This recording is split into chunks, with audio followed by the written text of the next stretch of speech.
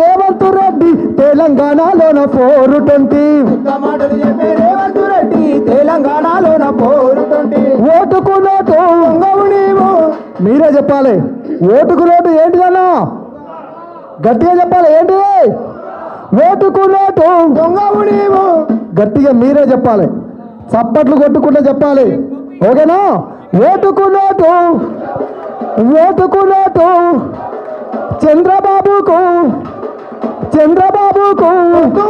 అరే ఉత్త మాటలు చెప్పే అగో దొంగ మాటలు చెప్పే లంగ మాటలు చెప్పే రేవంత్ రెడ్డి తెలంగాణలోన 420 మాటలు చెప్పే రేవంత్ రెడ్డి తెలంగాణలోన 420 దొంగ మాటలు చెప్పే రేవంత్ రెడ్డి తెలంగాణలోన 420 మాటలు చెప్పే రేవంత్ రెడ్డి తెలంగాణలోన 420 ఉచిత బస్ అని పథకాన్ని తెచ్చావు, మలక్కాలకు కొట్లాట పెట్టావు. మలకాలకు కొట్లాట పెట్టావు, మలకాలకు కొట్లాట పెట్టావు. ఉచిత బస్ ఏమన్నా వరమని అడిగినామా అన్న?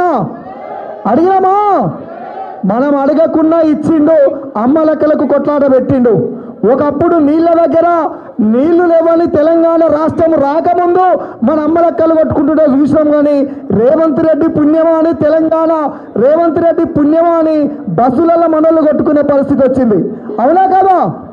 ఉచిత బస్ అని పథకాన్ని తెచ్చావు, అమ్మలక్కలకు కొట్లాట పెట్టావు. మలకాలకు కొట్లాట పెట్టావు, మలకాలకు కొట్లాట పెట్టావు. అగో ఉచిత బస్ అని పథకాన్ని తెచ్చావు, అమ్మలక్కలకు కొట్లాట పెట్టావు. మలకాలకు కొట్లాట పెట్టావు, మలకాలకు కొట్లాట పెట్టావు. ఇక 2 లక్షల రుణమాఫీ అన్నావు. అయిందా? 2 లక్షల రుణమాఫీ అయిందా? కాలేదన్నలందరూ ఒక్కసారి గట్టిగా చేతులు ఎత్తాలి.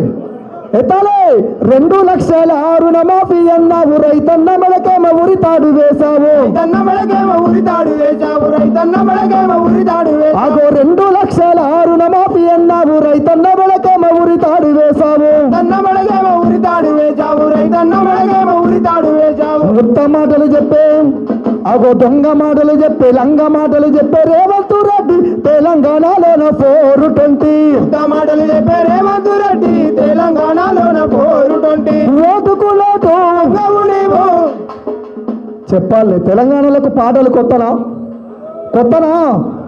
ఇప్పుడు కాదు, ఎప్పుడో వాడినాం.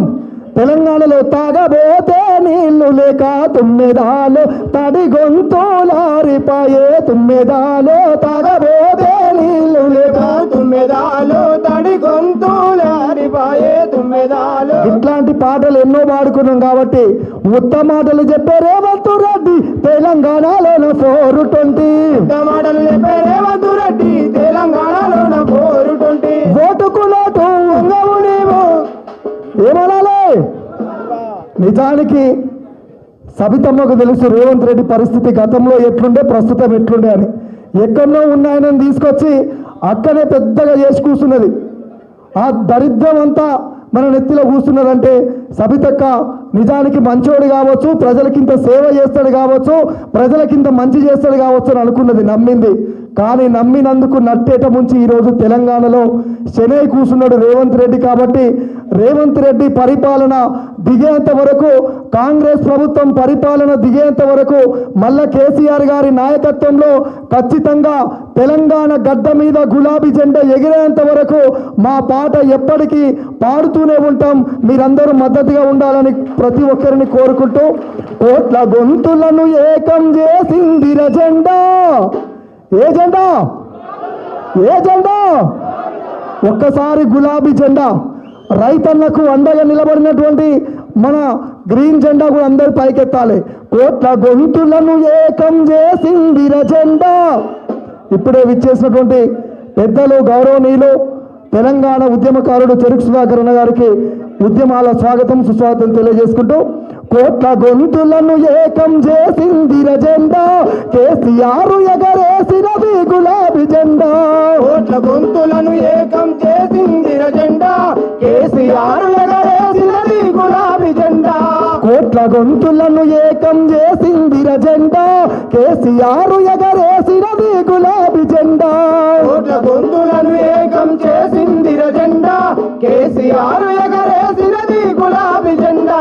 చీకట్లను తొలగించిన చిరుదీపం ఈ జెండా కట్లను తొలగించిన చిరుదీపం ఈ జెండా చీకట్లను తొలగించిన చిరుదీపం ఈ జెండా కట్లను తొలగించిన చిరుదీపం ఈ జెండా అమరవీరుల ఆశయాల ప్రతిరూపం ఈ జెండా కోట్ల గొంతులను ఏకం చేసిందిర జెండా కేసీఆర్ ఎగరేసినది గులాబీ జెండా కోట్ల గొంతులను ఏకం చేసిందిర జెండా కేసీఆర్ ఎగరేసినది గులాబీ జెండా ఈ జెండాను చివరి శ్వాస వరకు మనమందరము ఎత్తిపట్టి తెలంగాణకు రక్షణ ఏదంటే అది గులాబీ జెండా